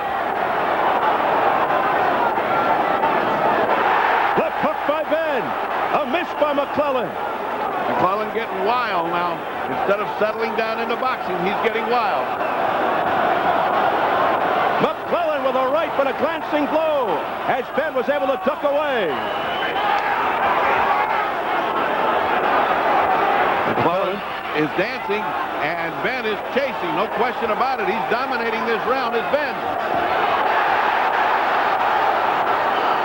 That didn't connect. The crowd will respond to anything from Benn at this point. That had a little more oomph to it, and there's the bell for round 2.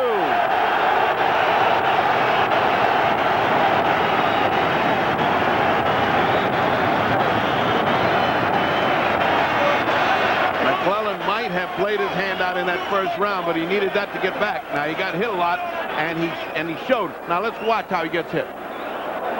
These are up, all misses. Now, that tires you out, but Benn is right on him. That's not a great hit, not compared to what he did in that round. Many of those were right on the jaw and caused McClellan to hold on like that. Now, that is a great shot. And remember, this guy can punch. They say he left his punch when he went up, but he looks pretty good to me. Okay, now that's better. That's what we want, Nigel. Boxing triple. Yeah, keep your chin down. Wait, let's go back 10 seconds. We're not getting as good of audio as we're used to back in the States. They don't allow microphones in the corners as we enter round 3. Round 2 was a good one for Benn, who came back well from almost being counted out in round 1. Benn starts the 3rd round off with a left hook. That sends McClellan back. Now, nobody's ever questioned Benn's courage or his desire to fight. That's one thing. We don't know what will happen with McClellan when things get to... Oh, nice uppercut by Benn. Stiff right uppercut by Benn. A left hook by Benn. Then a right hand. Uppercuts. A left-right combination by Nigel Benn. Wild miss by McClellan opens himself up, but Benn missed. Benn is missing. He's a little bit too anxious now. He almost feels like he's got this guy on the run. And he has. All through that 2nd round, he had him dominated.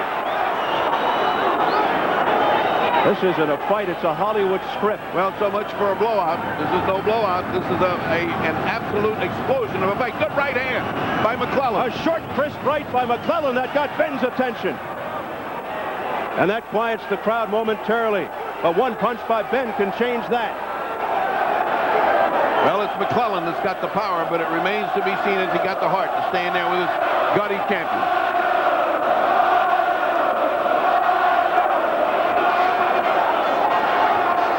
Wasted motion by McClellan. He shouldn't be doing that. He's too good a fighter to throw punches like that away.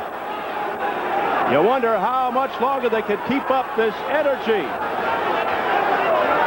Right now, McClellan's still in the recovery phase. He's not coming forward. He's letting the other guy burn himself out. Halfway point of round 3.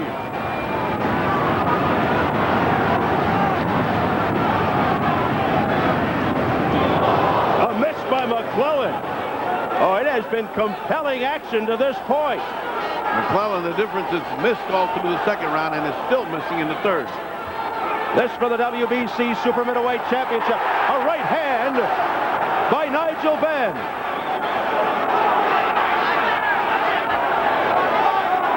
They continue to stand toe-to-toe. A short right by Benn and an answer from McClellan. McClellan has got to be a little bit discouraged. He's so confident of his bombs, and he's hit this guy with every bomb, and Benn is still here, and he's still fighting. Good left hand by McClellan from short range.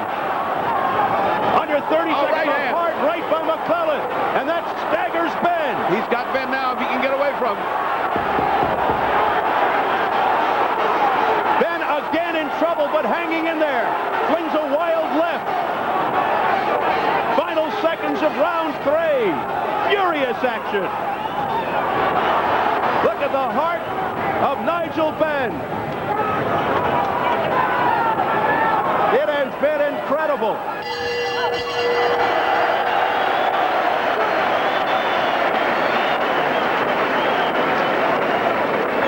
Let's go back to our New York studio. Bobby Chez, Bruce Beck. And Bobby, a furious first 3 rounds. There are no chess players in London tonight. You could feel those punches coming clear across the ocean. They tested each other instantly. Does Benn have to stay on top of McClellan? Benn has to, because if you let McClellan sit back and fire up, you saw what happened in the first round. He forced Benn into this fight. This is Benn's best chance. What about Benn's medal thus far? Well, so far he's doing well. He's come back from coming off the canvas in the first round, out of the ring to winning the next round, and that round, very close. Could McClellan have punched himself out in the first round? Could have used a little too much energy, loaded up with every shot. Sometimes that's a mistake. Back to Stephen Furdy at the London Arena.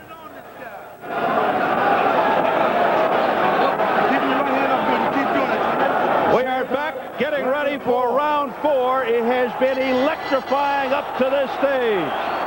Here we go. Nigel Benn, the champion of the black trunks. Gerald McClellan, the challenger in the green with the white stripe. You can see why Benn has been a favorite all these years. He's a gutty, hardy guy, and he just doesn't stop coming. Here's a guy that was knocked clear through the ropes about 36 seconds into round 1. It took him to the count of 9 to get back into the ring. Showing an amazing amount of guts, Nigel Benn.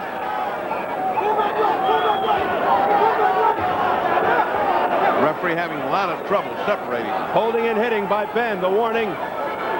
And then the warning to McClellan. Right hand, lunging right by Nigel Benn. And his 7th title defense. He almost saw it all go out the window in the first round, but he has stormed back with tremendous heart. You got to wonder what's going through the mind of McClellan right now. He thought he had him. Well, McClellan's waiting too long to let the other guy get started. His whole plan was to pound the side so that his arms would come down, McClellan slowly, but he hadn't done that because he almost got an easy knockout. He got out of his game plan. He got into a fist fight instead of a boxing match. McClellan, who usually fights as if he's double parked. Many first-round knockouts. He almost had another one here. His last 3 fights, first-round knockouts. The question is, if this goes on and on and on, Benn is the one who has gone the distance. McClellan rocked with a left hook there. McClellan, who hasn't gone past round 8 in his career. Sometimes he looks too confused when he gets hit by a hard hand. It almost looks like it's got cobwebs in his head, like right then. Benn is just winding up, throwing vicious lefts and rights. Combination by Benn. And McClellan just hangs on. They're just swapping rounds here. That last round was McClellan, looked like he was coming back, and now it's Benn that looks like he's coming back. What a fight this is, and what a crowd. These people are going crazy here. Sell out, 11,000 strong, cheering from the outset. A left and a right by Benn. That sends McClellan backpedaling. Gerald just did what every boxer dreads, every trainer, going straight back and leaning back against the punch. That's when you get killed, and he did. He got hit twice. McClellan missing with that right, guarded well by Benn. McClellan looking less and less like he's got a game plan, like he's just in there trying to land that punch. That whole thought of hitting the side so the guard would come down has gone out the window. Peekaboo style by McClellan. Benn penetrating with the left as the bell sounds. They're trading rounds here.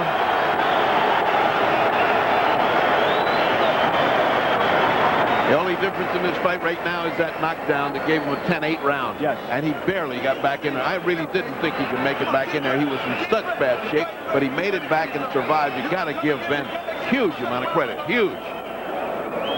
Nigel Benn on the attack. Let's take a look at Nigel. See, Nigel's going first. He is letting the other guy pose. He's posing right now. Both, he's first. He looked like he was going to come with the left hand. He threw the right first.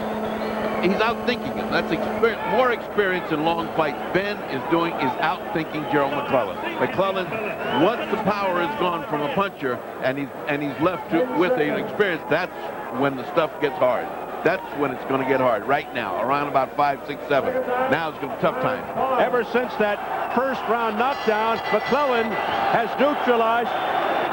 been neutralized by Benn. Nigel Benn has taken away the ferocious ring presence of Gerald McClellan. Then being warned to keep the punches up. Round number 5 for the WBC Super Middleweight Championship. A thriller in London. Changing up. Sometimes he fights right, sometimes he fights left. Look at this. He's throwing out. Yes, McClellan now switching to southpaw. And he goes back. Now he's back to conventional with the jab. Oh, a right hand by Benn that got in. That switching is a waste of time because what's happening to him is being outspeeded and outthought by the cagey champion, Nigel Benn. Benn is outthinking.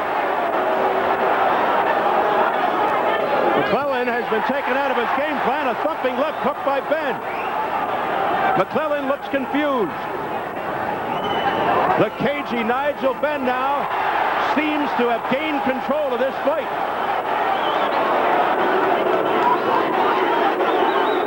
The holding by McClellan, the warning from referee Alfred Ossie. Oh, nice shot. Nice shot by Gerald. Nice right hand. Beautiful feinting by Benn and lands with the right. Midway. Tentative right hand. Gerald's no longer throwing with a lot of speed. He's tentative. It's like he's not sure he's going to hit there. And when he hits, nothing's going to happen.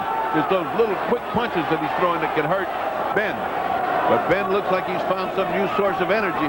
Boy, has he got some kind of energy going for him now. A second win. He has been resurrected after that near downfall in the first. Nigel Benn of the black trunks, the Dark Destroyer. The crowd 100% behind him. Gerald fighting with the mouthpiece half out, and indicating he's getting tired. That usually means fatigue setting in. Now, this is what we talked about, these tough middle rounds. McClellan apparently not throwing the right with real intentions. He had surgery on the right hand after his last fight. He's been out 9.5 months. I wonder if that is factoring in now. Well, you better forget about it for now because he's got a tiger on top of him right now. If he's got pain, he better swallow it because right now he's about to lose his mouthpiece. He cannot breathe correctly. That mouthpiece gives him some leverage. Ferocious exchange, toe-to-toe in the center of the ring. Less than 30 seconds to go in the fifth. The mouthpiece of McClellan continues to hang out. But he's doing a little bit better in the punching. He's out punching Benn. As Benn looked like he was about to overwhelm him for this round, he came back to Gerald.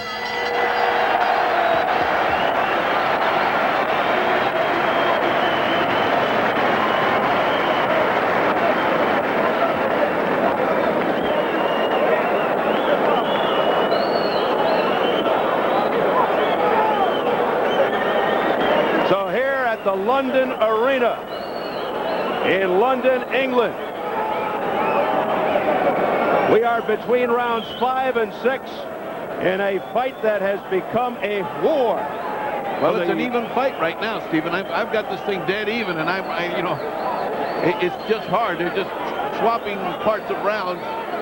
But it appears that the guy that's doing the outthinking, outpunching is the champion, Michael Benn. And Gerald McClellan looks like he's getting his forces together, but is getting tired. If you're just joining us, Benn was knocked down and through the ropes around 36 seconds into round 1. He managed to get back through, hit the canvas at the count of 9, and Benn has put on a brilliant comeback since. McClellan now seems to be having trouble breathing through his big mouthpiece. Round 6 underway. A butt there on the part of Gerald, but nothing happened. But it was a good butt.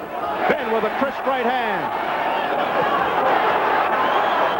McClellan continues to try and fend off the onrushing champion, Nigel Benn. Thumping right hand by McClellan. Quite unofficially, he's made this an even fight as Benn's brave stand and is continuously chasing McClellan. McClellan's got to make it go the other way. Look at that. As McClellan holds with the left, Benn hits him with the other hand. And the referee much too fussy for my taste, much too fussy. Takes him too long to give instructions. The referee, Alfred Ossie of Paris, he has been very involved from the outset. McClellan's got to do something to turn this around. These rounds are beginning to pile up on him. He's just not used to going this far. His fights average 2.3 rounds. And he's doing what he never did before. Punch once or twice and watch. I mean, he always was 3-4 punches, and he's not doing that now. See, one punch, he what? 2 punches. Now that's the first time he's thrown combinations, and he missed all of them. Halfway through round 6. But at least he threw him, which is more than he was doing before. And you have to wonder now if Benn's 85 rounds of championship experience are taking their toll on the less experienced McClellan. He just landed 3 thumping body shots at McClellan. Then got him on the ropes, only landed 1 and let him tie him up. McClellan indicated the referee's being hammered on the back of the head. No warning. That's bad news. He shouldn't even bother with the referee. He's got his guy in front of him. That must mean he's starting to get frustrated. Now he slipped a little, McClellan. He looked down at the floor as Benn takes dead aim at the midsection of McClellan. McClellan now just hanging on. He's really not doing much anything in there. That's nothing corner work. I mean, he's not really punching hard. Might be some points being built up, but nothing really. Now that was better. And that was better. And Benn comes out with a left hook. Those were punches. Well, McClellan's up there with the big guys now. He's moved up in weight. Yeah, but he is the big guy. He's much bigger than Benn. He's much bigger than Benn. He's taller than Benn. He weighed 165. Benn was at 168, but you got to believe McClellan is easily 168 as the fight began. Oh, easily. I mean, the last time he lost 11 pounds. Oh, there goes the mouthpiece. Finally. The mouthpiece was hanging precariously the last few rounds, and it finally goes out. They're still going at it after the bell. Benn got a few more licks in. Now Benn bows. He saved the round. He saved the round big because it looked like McClellan was in trouble, and that mouthpiece coming flying out will convince any judge that he is in trouble and tired. Boy, this thing is taking a nasty turn for Gerald McClellan.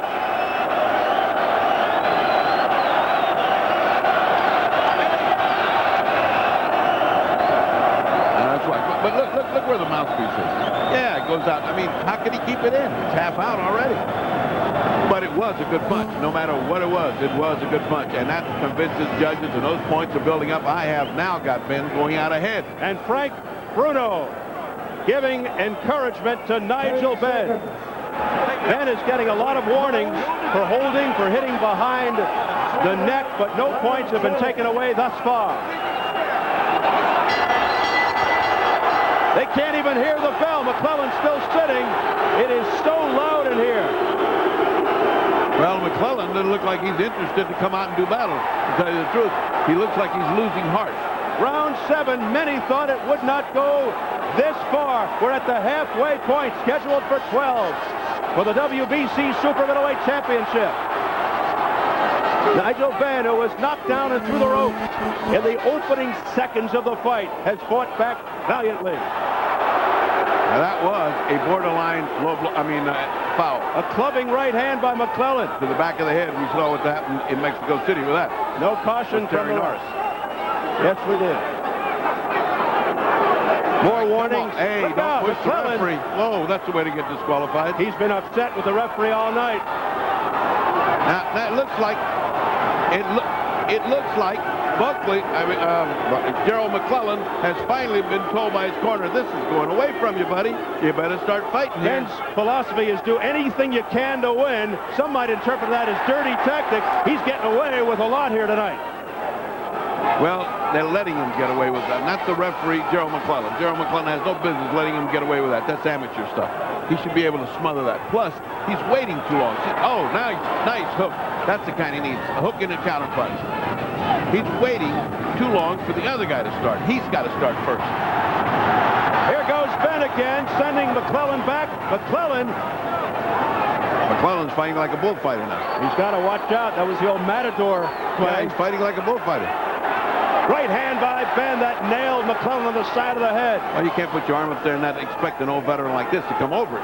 Benn just continues to score points with the judges. The judges from Monterey, Bangkok, and Switzerland. Looks like a little blood on the left. Oh, McClellan with a left uppercut. And Benn says, "Come on, that was nothing. Come on." And who backs up? Gerald McClellan backs up. Incredible environment. The crowd chanting behind Nigel Benn. Left hand to the neck by Benn. Once again, McClellan waits and waits and waits like he's going to throw a punch. The other guy is going to throw a punch. Stupid on his part. God, if I was in the corner, you have to holler at him. Don't pose. Throw the punch. He waits. The other guy throws it. Less than 30 seconds left in the 7th. McClellan sometimes almost in slow motion. Still, he's doing all right this round. It's Benn that's taking the hard shots this round. See this, where he just waits there. Unbelievable. Here's Benn spinning McClellan around to the corner. No damage done, but it looked good for Benn. Round 7 is history. Let's go to Bobby Ches in New York. All right, Bobby, is it turning into a war of attrition? I'll tell you what, it certainly is. It's back and forth, back and forth. You take this part of the round, I'll take the latter part. Bomb after bomb. They're both loading up, I think, far too much. Nobody's got a regularly sustained attack. One round here, one round there. Very close fight. The difference in this entire fight come down to the finish line, may be the knockdown. How do you have it scored right now? Well, right now I have the fight a point for Gerald McClellan. It's real close. What about McClellan with the mouthpiece hanging out? He looks like he's having terrible problems with his mouthpiece. It doesn't look like a custom-fitted one. I don't know what his problem is. 7 rounds in the books. Let's go back to London Arena to Steve Albert and the fight doctor, Ferdy Pacheco. All right, Bruce, thanks very much as we get ready for round 8. Well, I can only wish that Bobby Ches was here with us sitting down watching this, because this is a fighter's fight. A boxer would enjoy this more than anybody. This is the kind of fight you pray for. 2 guys just taking one round, the other part of the round, the other part, you can't figure out who's ahead. I have it dead even, but it could either be a point either way. I mean, it's hard. It's hard. They're just going half a round apiece. It is possible that the only round McClellan won was round 1, maybe round 3. Well, McClellan won big, 10-8 round, and he's had other rounds that are good. Look at this. He starts out great. Look at this start. McClellan. Now he should be going to the body here. He let him off. Last time he had him on the ropes like that, he drove him out of here and onto the canvas outside the ring. Oh, not landing. Nigel Benn marching on. But those are the ones that don't do any damage, the marching on things. The interesting thing here is that Nigel Benn, as he wraps his hand around, Gerald McClellan has obviously fallen in love with his power. He hasn't really had to box. His boxing skills have been questioned, and right now he's trying to end this with his slugging proficiency, but not having much luck. Now, see, that was good defense on the part of McClellan. The crowd roared because the attack was on the part of the champion Benn, but he missed most times. That's against him, not for him. I mean, you do also score defense. Gerald is just too lackadaisical in defense. He's waiting too long. The old scream of "you first" was ringing in my mind. If I was in the corner, that's what you got to be hollering. You first. Don't look at him. Go. Oh, a heavy right hand by McClellan. And you don't. Nobody has to scream at Nigel, because Nigel hears that himself. He's being first all the time. Benn showing a stern chin, misses with the wild left. He's trying to end it on one punch. McClellan with a hard right, followed by a left. Benn's in trouble. He's staggered against the rope. McClellan now working the body and the head. A relentless attack. Back comes Nigel Benn out of nowhere. A right hand by McClellan. That referee is close to stopping this. Benn buckled over. A right hand by McClellan. Less than 30 seconds of the round. Down goes Benn. Benn is in horrible shape. And there's too much time to go. Too much time to go. Here comes McClellan. Here comes the charge of the Light Brigade. Toe-to-toe in the center. Here's Benn again looking. McClellan. From somewhere, Benn got up enough energy to throw 2 power punches. And that saves him from being stopped here, because at least he's here. He's fighting. But McClellan is spent. Just leaning on Nigel Benn. What a round.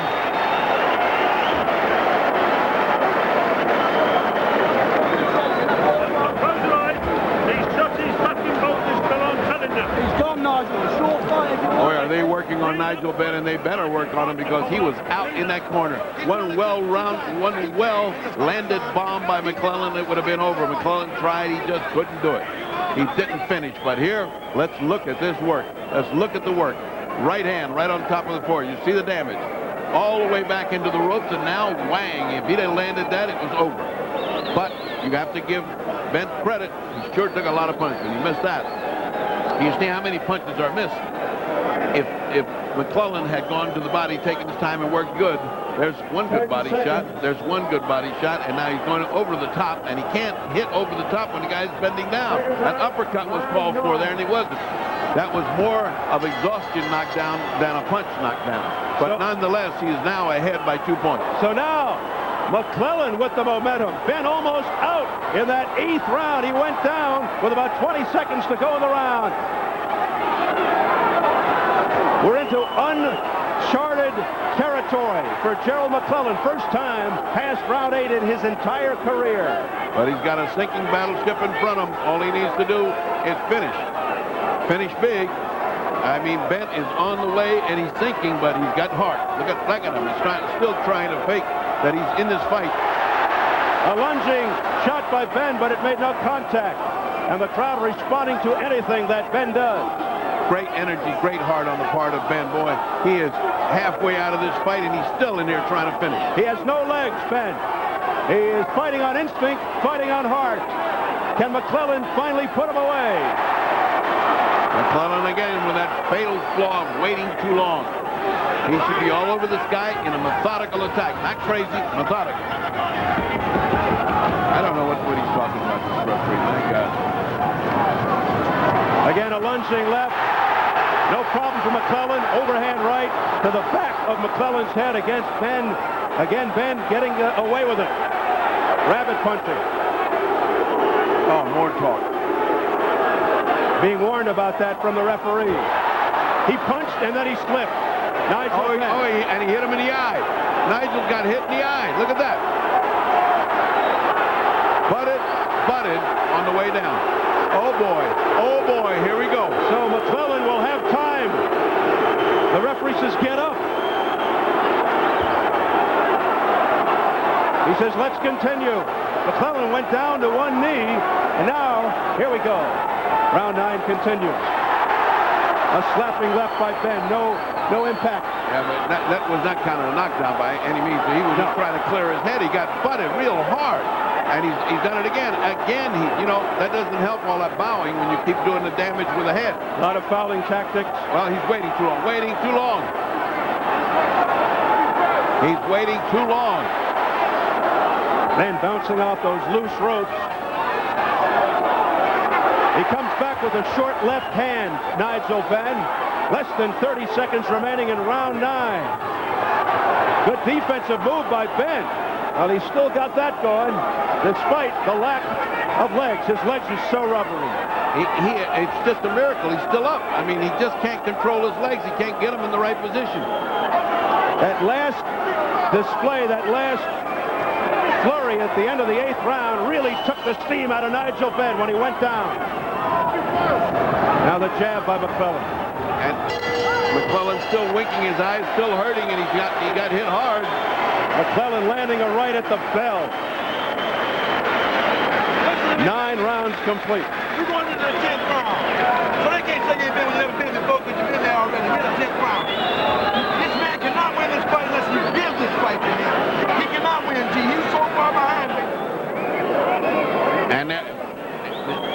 And well, look at the head. Look at the head. That's where it's at. See him? Look. It went right to his eye. He rubbed all of that, his hair, and all of that, look, boom, right in the eye. Oh, boy, that was nasty stuff. Nasty stuff. The dreadlocks went right into the eye of McClellan. Don't forget the jab. Boom, boom. Come on now. And McClellan. He'll be the champion of champions. Come on. Kevin Sanders urging Nigel Benn on ferociously. And in the other corner, they said you couldn't go 10. Well, you've already been 10. Now, come on. Stan Johnson. What we got. Yes, Stanley You can't Johnson. lose this fight, he said to him. You're too far ahead. Well, he's not that far ahead, pal.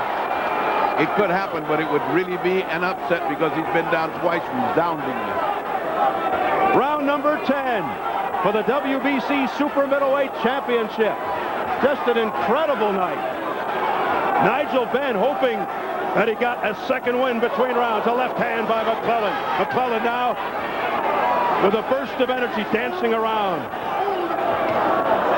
Flicking the left. The only way he can lose this, well, he can lose it in many ways, but one of the ways is to get very cautious and not fight 10, 11, and 12. That's 3 rounds. You can't give it away. You got to fight. A very confident Gerald McClellan. Benn just looking to hang on. You shouldn't get that confident. You should not get confident. Right hand by Benn, just as you say that. And McClellan goes down to one knee. It's a knockdown. You better get up.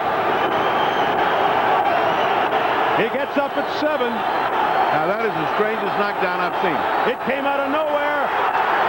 Everybody on their feet, 11,000 strong. Exhorting Benn. That's what we're talking about, what he can't afford to do. He goes down again. What's hurting him? Something is hurting him. Gerald McClellan. I don't know. His He's side, squinting. head, something. He's not going to get up. It doesn't look like. It's over. Nigel Benn has won. I can't believe that. I've never seen a guy quit in a corner like that. What was that? I can't believe that. Just when we said he can't afford to get confident, he did. One of the most Something's happened. bizarre endings to a fight in one of the most compelling fight nights you'll ever see. It just didn't seem possible. It did not seem possible. This guy can run for the head of government now. I mean, what a comeback. And look at Gerald is in the corner. Gerald's in the corner. He doesn't even want a stool. He's sitting on a ring. He's slumped in the sitting corner. on the canvas. Slumped on the canvas in the corner. They better get somebody in there to look at him. Something's bothering him. He kept winking his eye. He got blooded in the eye, and he went down twice in that 10th round, and unbelievably, Nigel Benn, who looked to be out on his feet, victorious. It could be some kind of injury, such as a fracture of the orbit. It could be some kind of neurological injury, or it could just be a heart problem. He quit with his heart.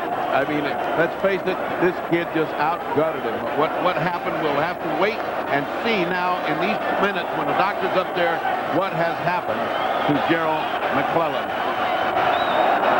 Well, let's take a look at the first knockdown of that round. I mean, we didn't see a punch that was worthy. Now, that one went over his head, that one went over his head, and he went down. That was like a voluntary, listen, I think I'm quitting. And I look at this, if this is the same one, now that one got, now that guy, that was hit. That was a hit. It isn't enough to knock him down. Now, that misses. That misses. Could be that punch way back there that did it to him, but he certainly didn't go down. Here comes the second in the resignation because his eyes were wide open. He wasn't rocking. There was no reason for him to go down. There's no big effective punch that puts him down. This is an absolute resignation. He's down. That's all. Incredible.